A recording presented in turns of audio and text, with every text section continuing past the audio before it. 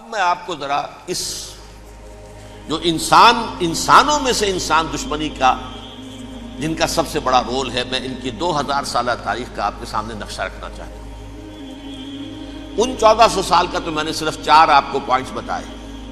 موسیٰ سے عیسیٰ تک 1400 برس علیہ الصلوۃ والسلام، 2 مرتبہ عروج، 2 مرتبہ زوال، اشیریوں کے ہاتھوں پٹوائی، بابلیوں کے ہاتھوں پٹانا، گریکس کے ہاتھوں مرمت، رومنز کے ہاتھوں مرمت۔ یہ جو 2000 سال ہیں، کیونکہ اب تو ظاہر بات ہے 21ویں صدی شروع ہو گئی، 20 صدیاں حضرت مسیح کو پوری ہو گئی۔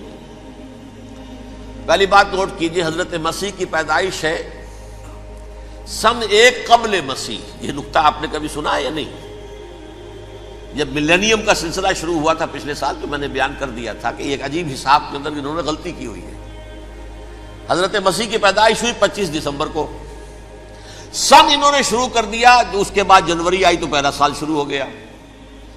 اگر جنوری سے پہلا سال شروع ہوا تو یہ 6 دن جو ہے تو اس کے پچھلے سال میں تھے، لہذا کہا جائے گا کہ Jesus Christ was born 1 year before Christ BC۔ تو 1 قبل مسیح میں حضرت مسیح کی پیدائش ہوئی۔ یہ آخری اسرائیلی نبی اور رسول۔ یہودی علماء کی مخالفت، دشمنی، سولی پر چڑھوا دینا میں بیان کر چکا ہوں۔ سن 33 عیسوی میں جبکہ حضرت مسیح کی عمر 33 برس تھی، اللہ تعالیٰ نے انہیں زندہ آسمان پر اٹھا لیا، لیکن یہودیوں نے اپنے خیال کے مطابق انہیں سولی پر چڑھوا دیا، ان کی موت واقع ہو گئی۔ اگرچہ اس کے بعد یہ اختلاف ہے ان میں، یہودی کہتے ہیں وہ سولی پر چڑھ گیا، ختم ہوا، مر گیا۔ عیسائی کہتے ہیں نہیں، انتقال ہوا ہے مسیح کا صلیب پر، لیکن پھر وہ دوبارہ زندہ ہو گئے ہیں۔ ان کی لاش ایک غار میں رکھ دی گئی تھی، وہاں ریزریکشن ہو گیا، ان کا باعث بعد الموت وہی ہو گیا، اور پھر انہیں اللہ نے زندہ آسمان پر اٹھا دیا۔ تو ہمارے اور عیسائیوں کے درمیان نوٹ کر لیجئے، یہ چیز مشترک ہے کہ حضرت مسیح آسمان پر زندہ اٹھائے گئے۔ فرق کیا ہے؟ وہ سمجھتے ہیں کہ سولی دیے گئے، سولی پر مرے، پھر زندہ ہوئے، پھر گئے۔ ہم سمجھتے ہیں کہ نہیں، وما صلبوہ وما قتلوہ، انہوں نے نہ صلیب دے سکے انہیں اور نہ انہیں قتل کر سکے، بل رفعہ اللہ الیہ، اللہ نے اٹھا لیا۔ پھر ہمارا اور یہ اس کا عیسائیوں کا ایک اور اتفاق ہے، سیکنڈ کمنگ آف جیسس، حضرت مسیح دوبارہ آئیں گے۔ یہ عیسائیوں کا بھی عقیدہ ہے اور ہمارا بھی۔ بہرحال تو جیسا کہ میں نے عرض کیا کہ اس وقت یہ عذاب استیصال، عذاب اکبر کے مستحق ہو چکے تھے، لیکن اللہ نے ان کی مدت دراز کی ہے، لیکن ان پر دنیاوی عذاب کا ایک کوڑا جو ہے اللہ تعالیٰ کی طرف سے اسی وقت برسا۔ دنیاوی عذاب دنیا میں رہتے ہوئے ختم نہیں کیا گیا۔ 37 برس بعد حضرت مسیح کے رفع سماوی کے 37 برس بعد سن 70 میں یہودیوں نے بغاوت کی رومیوں کے خلاف۔ رومی ٹائٹس جنرل تھا ایک، اس نے پھر جو حملہ کیا ہے، 1,33,000 یہودی ایک دن میں قتل کیا یروشلم میں، اور ہیکل سلیمانی گرا دیا۔ وہ ہیکل پہلے بھی گرا تھا، پہلے 1400 سال کے دوران میں بھی نبوکدنضر نے گرایا تھا، لیکن پھر اس کے 150 سال بعد انہوں نے دوبارہ بنا لیا تھا، اس لیے وہ اسے سیکنڈ ٹیمپل کہتے ہیں۔ پہلا ٹیمپل جو حضرت سلیمان نے بنایا تھا، نبوکدنضر نے گرا دیا 587 قبل مسیح میں، پھر دوبارہ انہوں نے 150 سال کے بعد بنا لیا۔ وہ اس تاریخ کا حصہ ہے، میں نے جس کے بارے میں آپ کو تفصیل نہیں بتائی۔ اس میں یہ ہوا سن 70 میں وہ گرا دیا گیا، وہ آج تک گرا پڑا ہوا ہے۔ نمبر 2، یہ کہہ دیا گیا کہ یہودیوں اس ارض فلسطین سے نکل جاؤ، تم یہاں نہیں رہ سکتے اب۔ لہذا جس کا جہاں سینگ سمایا چلا گیا، یورپ میں چلے گئے، ایشیا میں آ گئے، عرب میں آ گئے، یہ 3 قبیلے جو رات بھی میں نے عرض کیا تھا، بنو قینقاع، بنو نذیر اور بنو قریظہ، یہ وہاں سے آ کے مدینے میں آباد ہو گئے۔ جس کا جہاں سینگ سمایا، افریقہ میں، ہندوستان میں، جہاں چلے گئے، ڈایاسپورا اسے کہتے ہیں، وہ آپ نوٹ کر لیجیے اس لفظ کو، ڈایاسپورا، ہمارا دور انتشار، جبکہ ہمیں ہماری اصل سرزمین تو فلسطین ہے، حضرت ابراہیم کا مسکن، حضرت اسحاق حضرت یعقوب کا مسکن فلسطین، یہ ہے ہماری اصل جاگیر، یہ تو ہماری جدی پشتی جاگیر ہے، لیکن یہاں سے نکال دیے گئے سن 70 عیسوی میں، اور وہاں سے لے کے 1917 تک ان کا ڈایاسپورا جاری رہا۔ یہ دور انتشار ہے۔ اس دور انتشار کے اب چند حصے ہیں جس کو میں چاہتا ہوں کہ آپ علیحدہ علیحدہ سمجھ لیں۔ دور انتشار کا جو پہلا جو ہے تقریباً 300 برس رومی حکمران تھے، وہ یہودیوں کے بھی دشمن تھے اور عیسائیوں کے بھی دشمن تھے، عیسائی اور یہودی ایک دوسرے کے بھی دشمن تھے، لیکن رومی سمجھتے تھے کہ یہ ایک ہی تھیلی کے چٹے بٹے ہیں۔ رومیوں کے نزدیک عیسائی بھی یہودیوں ہی کا ایک فرقہ تھے، کوئی علیحدہ مذہب تو تھا ہی نہیں، لہذا رومی جو ہیں رومنز وہ ان دونوں کو ستاتے تھے، مارتے تھے، اور یہ آپس میں لڑتے تھے، یہودی عیسائیوں کو مارتے تھے، عیسائی یہودیوں کو مارتے تھے۔ یہ ہے 300 برس تک کی تاریخ۔ سن 300 عیسوی میں کیا ہوا؟ ایک معجزہ ہو گیا۔ بہت عظیم ایمپرر کانسٹینٹائن، قسطنطین اعظم، رومن ایمپررز میں سے بہت بڑا ایمپرر، وہ عیسائی ہو گئے۔ اب تو معاملہ بالکل تلپٹ ہو گیا، پوری سلطنت عیسائی ہو گئی۔ اب عیسائیوں کے عیش ہو گئے اور یہودیوں پہ مار پڑنی شروع ہوئی۔ اب عیسائیوں کا آپ خود سوچئے کہ جنہیں وہ خدا بنا بیٹھے ہیں، خدا کا بیٹا قرار دے رہے ہیں، ان کے قاتل کون؟ یہودی بدماش۔ لہذا ان کی وہ پٹائی شروع ہوئی ہے یورپ میں، پوری رومن امپائر میں انہیں ذلیل کیا گیا، شہروں میں آمد بند، علیحدہ رہو، گھیٹوز کے اندر رہو۔ یہودی کا نام جو ہے وہ گالی بن گیا، جیسے آج بھی یہودی گالی کہتے ہیں، جیسے خنزیر کا لفظ، آخر وہ بھی اللہ کی مخلوق ہے، لیکن آپ کو معلوم ہے کوئی شخص زبان پر نام نہیں لانا چاہتا خنزیر کا، سور کا، ہے تو مخلوق، وہ بھی ایک حیوان ہے۔ ایسے ہی یہ ہے یہودی گالی، جیوٹ گالی۔ لہذا ایک طرف تو ان دونوں کے درمیان دشمنی، جس کو قرآن کہتا ہے وَأَغْرَيْنَا بَيْنَهُمُ الْعَدَاوَةَ وَالْبَغْضَاءَ، ہم نے ان کے مابین دشمنی جو ہے پیدا کر دی ہے۔ اور جب یہ پوری سلطنت عیسائی ہو گئی تو قافیہ تنگ ہو گیا یہودیوں کا۔ اب آئیے 571 عیسوی، یعنی جب کہ ڈایاسپورا کو کتنا عرصہ ہو چکا تھا؟ 500 برس۔ سن 70 سے شروع ہوا ڈایاسپورا، جب ٹائٹس نے گرایا ہے ہیکل کو اور نکال باہر کیا انہیں فلسطین سے، بھاگ جاؤ، یہاں ایک یہودی بھی نہیں رہے گا، فلسطین سے نکال دیے گئے۔ اس کے پورے 500 برس بعد سن 571 عیسوی میں حضور کی پیدائش ہوئی، ولادت با سعادت محمد الرسول اللہ صلی اللہ علیہ وسلم۔ 610 میں آپ پر وحی کا آغاز ہوا، لیکن حضور کے ساتھ ان کا معاملہ کیا رہا؟ اول تو جبکہ حضور ابھی مکے ہی میں تھے، یہودیوں نے ریشہ دوانیاں شروع کر دی حضور کے خلاف۔ قریش مکہ کو سکھاتے تھے، پڑھاتے تھے، ان سے یہ پوچھو، ان سے یہ پوچھو، یہ اس طرح تنگ کرو، ان سے یہ امتحان لو، یہ آپ کے علم میں ہے۔ سورہ بنی اسرائیل میں، سورہ کہف میں وہ سوالات، جو امتحانی سوالات آئے تھے، ذوالقرنین کون تھا، اصحاب کہف کون تھے، تم رسول بنے پھرتے ہو تو بتاؤ، اور یہ روح کی حقیقت کیا بتاؤ، یہ ساری ریشہ دوانیاں کر رہے تھے بیٹھے ہوئے، ابھی وہیں پر حضور ابھی پہنچے بھی نہیں۔ ہجرت فرما کر حضور تشریف لے آئے تو حضور نے، جسے ماسٹر سٹروک کہا جائے گا، یعنی اسٹیٹس مین شپ کا ماسٹر سٹروک، آپ نے مدینے میں آتے یہودیوں کے ساتھ پیکٹ کر دیا، جوائنٹ ڈیفنس پیکٹ آف مدینہ، کہ اگر مکے والے ہم پر حملہ کریں گے تو ہم مل جل کر ایک قوم کی حیثیت سے مقابلہ کریں گے۔ یہ میثاق مدینہ کہلاتا ہے، جس کے بہت غلط معنی پہنائے جا رہے ہیں آج کل۔ بہرحال میں موضوع میرا چونکہ یہ نہیں، میں ادھر نہیں جاؤں گا، لیکن ہوا کیا؟ ہر مرتبہ یہ خیانت کے مرتکب ہوئے، ان نے جو عہد کیے تھے ان سے پھرے، اندر ہی اندر سازش، ریشہ دوانی، حضور کی بدترین دشمنی۔ سورہ نساء کی آیت نمبر 12 میں 14 میں 13 میں فرمایا ہے لا تزال تطلع علی خائنۃ منہم، اے نبی ہمیشہ آپ کے علم میں ان کی طرف سے خیانتیں، بددیانتیاں آتی رہیں گی. اور بار بار وہ مسلسل جنگ کی آگ بھڑکاتے تھے.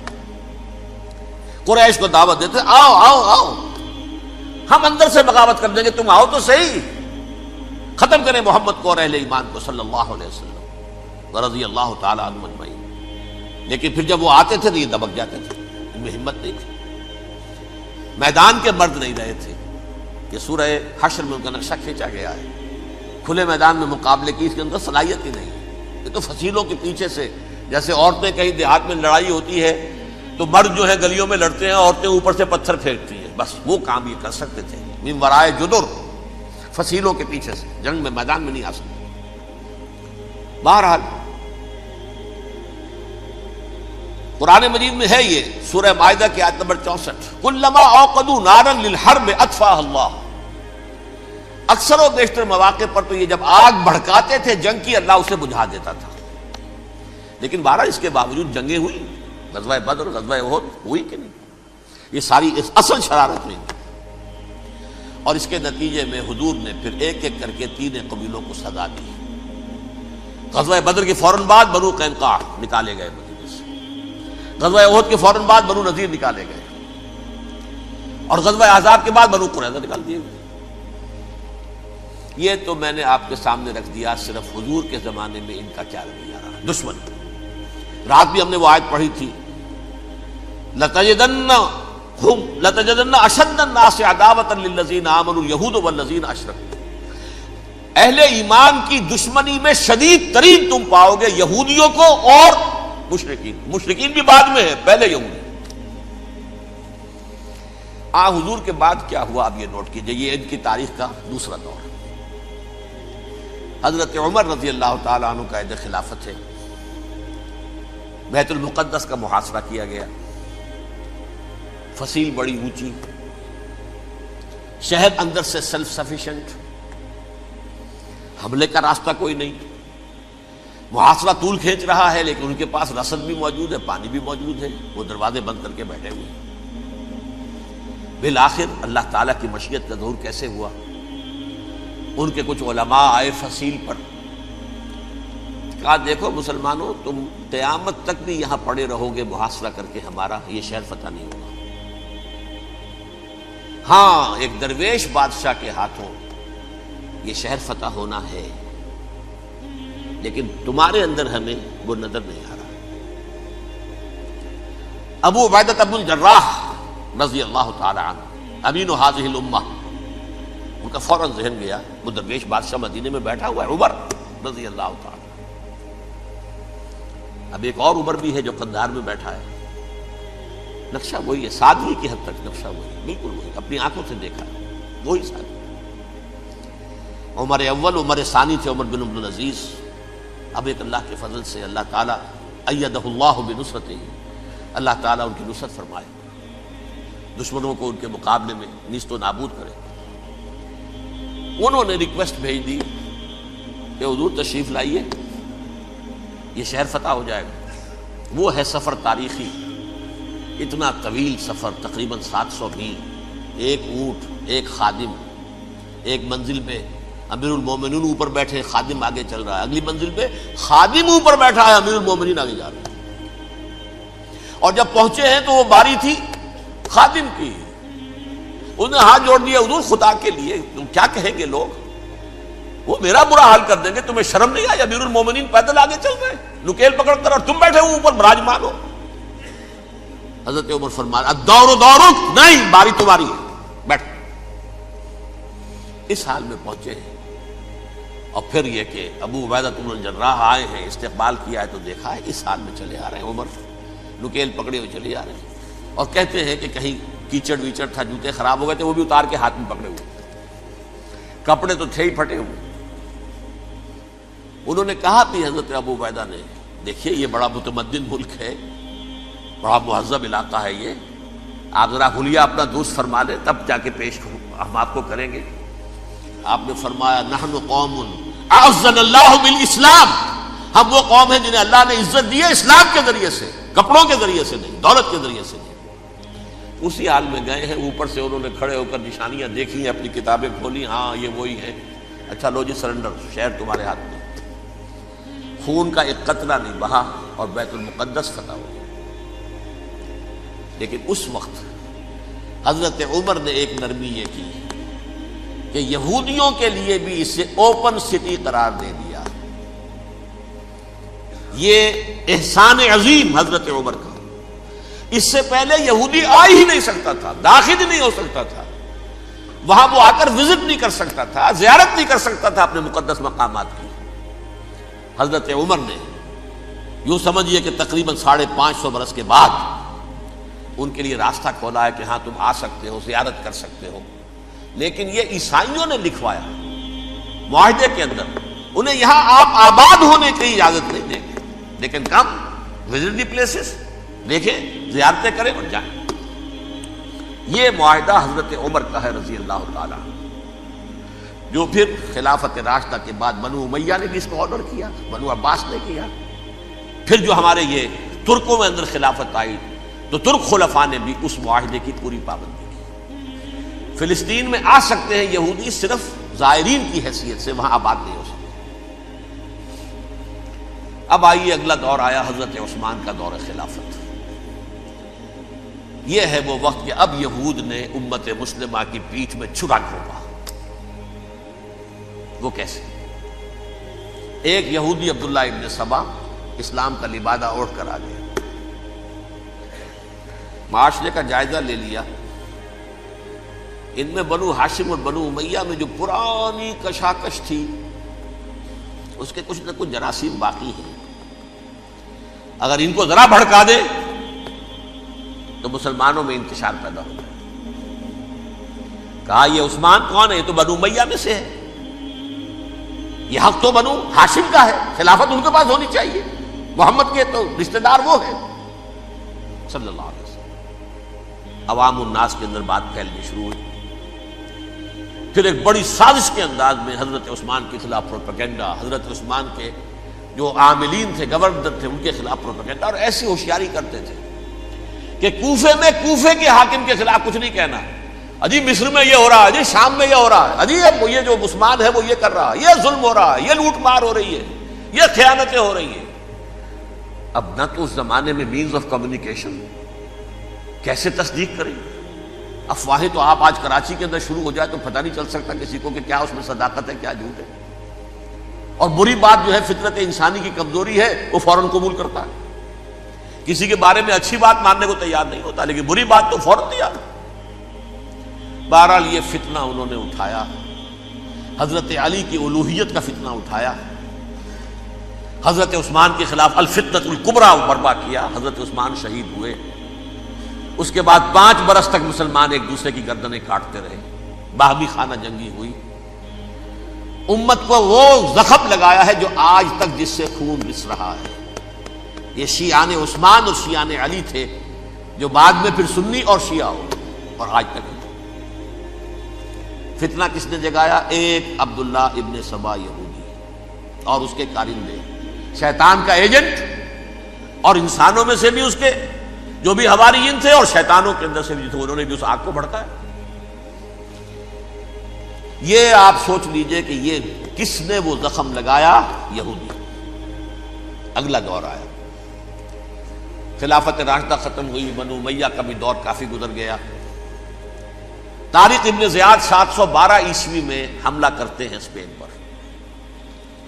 اسپین اس وقت عیسائیت کا بہت بڑا گڑھ، بڑے کٹر ترین عیسائی جو ہے وہ اسپین میں تھے، لہذا یہودیوں کی وہاں بہت پٹائی ہوتی تھی، یہ میں بتا چکا ہوں، دشمنی تھی ان کی تو چلی آ رہی تھی عیسائیوں کے ہاتھوں یہودیوں کی، وہ تو سن 300 عیسوی سے ایمپرر کانسٹنٹائن کے بعد سے شروع ہو گئی تھی۔ اس حوالے سے یہودیوں نے اس وقت چالاکی یہ برتی، کچھ راستے واسطے بتائے، کچھ مدد کی طارق ابن زیاد کی۔ طارق ابن زیاد نے انہیں اپنا محسن سمجھا، ہسپانیہ فتح ہو گیا تو یہودی چونکہ محسنین کی فہرست میں آ چکے تھے، انہیں بہت اقتدار نصیب ہوا، بڑی سپورٹ مسلمانوں نے دی۔ ان کے بڑے بڑے علماء جو ہیں اسی دور کے اندر پیدا ہوئے، بڑے بڑے تھنکرز ان کے اسی دور میں پیدا ہوئے۔ بن گوریون جو کہ ایک وزیر اعظم تھا اسرائیل کا، اس نے یہ لکھا ہے اپنی کتاب میں، Muslim Spain was the golden era of our diaspora. وہ ڈائسپورا جو 70 عیسوی سے شروع ہوا تھا اور 1917 عیسوی تک جاری رہا ہے، اس میں سے گولڈن ایرا ہمارا جو تھا وہ مسلم اسپین تھا. ہسپانیہ میں بیٹھ کر ہم عیش کیے. لیکن وہاں سے انہوں نے اور جو کچھ کیا، یہ تو داستان کے تو بہت سے گوشے ہیں، لیکن میں جس اسٹریٹ لائن میں چل رہا ہوں اس کے اعتبار سے ایک بات سمجھ لیجیے. وہاں بیٹھ کر انہوں نے اب عیسائیت کی پیٹھ میں چھرا گھونپا، پروٹیسٹنٹ مذہب پیدا کیا، تقسیم کر دیا. جیسے شیعہ سنی کی تقسیم، عبداللہ ابن سبا، رومن کیتھولک اور پروٹیسٹنٹ کی تقسیم، یہودی علماء. ہوتا کیا تھا؟ ہسپانیہ کی یونیورسٹیاں ہیں، کارڈووا میں ہے، ٹولیڈو میں ہے، گریناڈا میں ہے، غرناطہ، قرطبہ، تولیتلا، اور وہاں آتے تھے لوگ. فرانس سے چلے آ رہے ہیں نوجوان پڑھنے کے لیے، جرمنی سے چلے آ رہے ہیں، اٹلی سے چلے آ رہے ہیں. 3 ہی ملک قریب ترین پڑھتے ہیں سینٹرل جو یورپ کے ہیں. یہاں پر جو ہے وہ اسلام جو نور پھیلا رہا تھا اس سے بھی مستفیض ہوئے. جہالت کے جو ہے پردے ان کے وہ چھٹے. اس کے ساتھ ہی وہ یہودی وہاں ان کے اندر جو جراثیم داخل کر رہے تھے وہ اس عیسائیت کے خلاف بغاوت تھی جو اس وقت دنیا میں عیسائیت اس وقت تھی. پوپ کا راج تھا دنیا میں اس وقت. یورپ میں جو عیسائیت تھی اس میں ایک طرف بادشاہ تھے، لیکن بادشاہوں کی حیثیت وہاں پر یوں سمجھ لیجئے کٹ پتلیوں کی تھی. اصل قوت پوپ کے ہاتھ میں تھی. اور پوپ کو انہوں نے جیسے قرآن نے کہا اتخذوا احبارهم ورهبانهم اربابا من دون اللہ، کیونکہ سینٹ پال نے شریعت موسوی ساقط کر دی تھی تو اب شریعت تھی ہی نہیں. پوپ کو اختیار تھا جس چیز کو چاہے حلال قرار دے دے، جس چیز کو چاہے حرام قرار دے دے. اتخذوا احبارهم ورهبانهم اربابا من دون اللہ. انہوں نے کہا صاحب یہ پوپ کس بلا کا نام ہے، یہ بھی انسان ہے. بات تو ٹھیک تھی نا. اصل حیثیت تو کتاب کی ہونی چاہیے، ڈیوائن بک، دی ریویلڈ اسکرپچر. لہذا اور یہ کتاب ہر شخص پڑھ سکتا ہے. کوئی پوپ کے باپ کو جو ہے کوئی اس کے لیے پروپرائٹری رائٹس تو نہیں ہے کہ صرف پوپ پڑھ سکتا ہے یا پادری پڑھ سکتے ہیں. ہم بھی پڑھ سکتے ہیں، ہم بھی سمجھ سکتے ہیں. یہ باتیں تھی کہ جن کو بڑھا چڑھا کر بیان کر کے اور پوپ کا اقتدار ختم کرا دیا اور توجہ مرکوز کر دی بائبل کی طرف. اب بائبل میں بڑا حصہ تو اولڈ ٹیسٹامنٹ کا ہے. نتیجہ کیا ہوا؟ یہود کی عظمت پروٹیسٹنٹس کے نزدیک مسلم ہو گئی. اصل قوم تو یہ ہے. وہ دشمنی بدلی کہ نہیں بدلی؟ موسیٰ کے امتی یہ ہے، تورات موسیٰ کو دی گئی، ابراہیم کی نسل یہ ہے.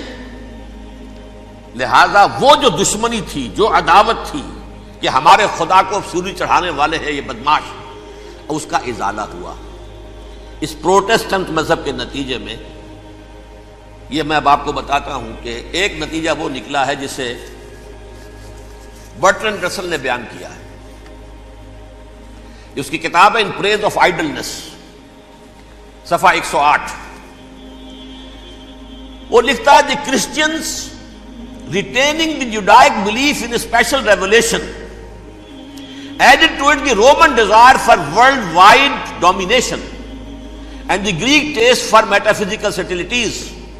دی combination produce the most fiercely persecuting religion that the world has yet known. یہ 3 چیزیں آ کر عیسائیت میں مل گئی. ایک تو جب یہ اولڈ ٹیسٹامنٹ جو ہے وہ ان کے ہاتھ میں آ گئی، اور اس کے میں کچھ آپ کو بتا دیتا ہوں کہ اولڈ ٹیسٹامنٹ کی تعلیمات، کیونکہ یہ اولڈ ٹیسٹامنٹ جو ہے یہ محرف تھی. اصل تورات تو گم ہو گئی تھی 587 قبل مسیح میں، جب پہلی مرتبہ ہیکل جو ہے تباہ ہوا ہے اس وقت ختم ہو گئی تھی. اس کے کوئی 150 سال کے بعد انہوں نے یادداشتوں سے مرتب کر کے لکھی ہے. اب اس میں ان کے اپنے خیالات، اپنے امانی، اپنی توجیحات وہ شامل ہو گئی.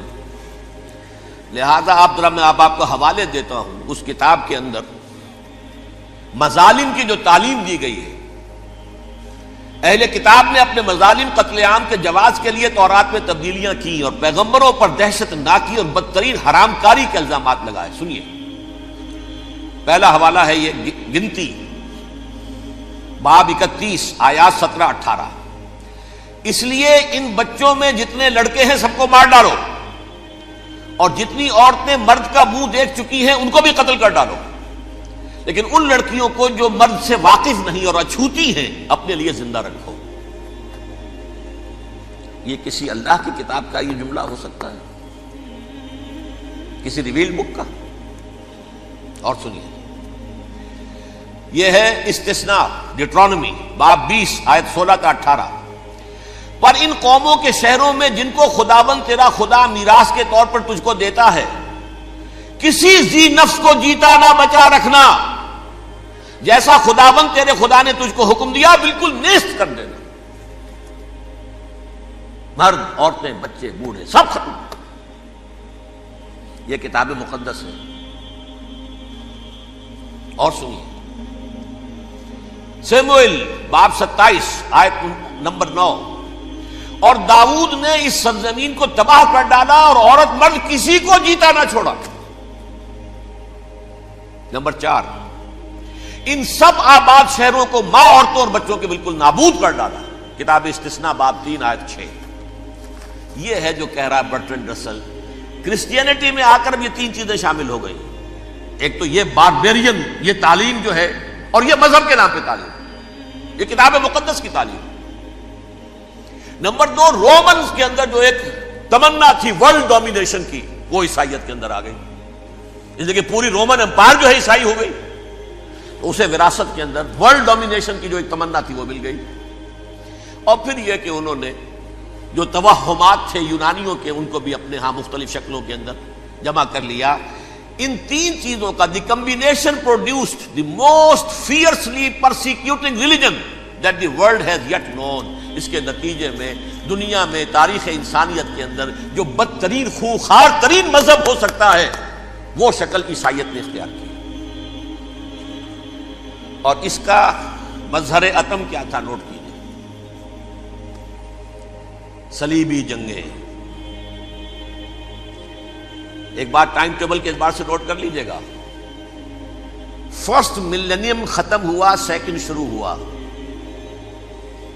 ان کے 1000 سال ختم ہوئے تو 11ویں صدی میں سیکنڈ ملینیم شروع ہوا، تو پہلی صلیبی جنگیں ہوئی. لاکھوں مسلمان قتل کیے.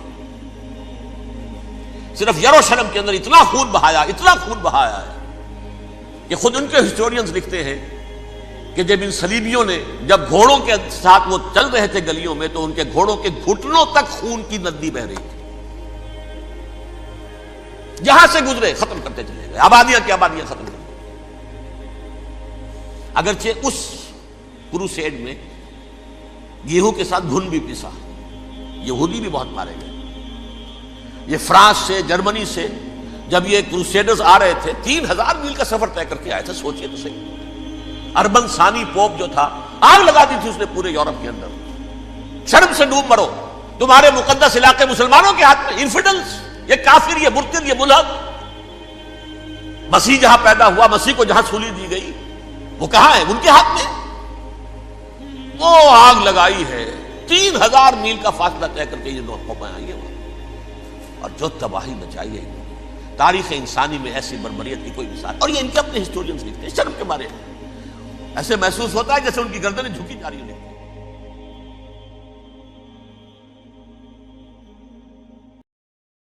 الف میم تو بھی پہلے رانجا یار سی، 14 طبقہ تو دا انتظار سی، او دا انتظار سی.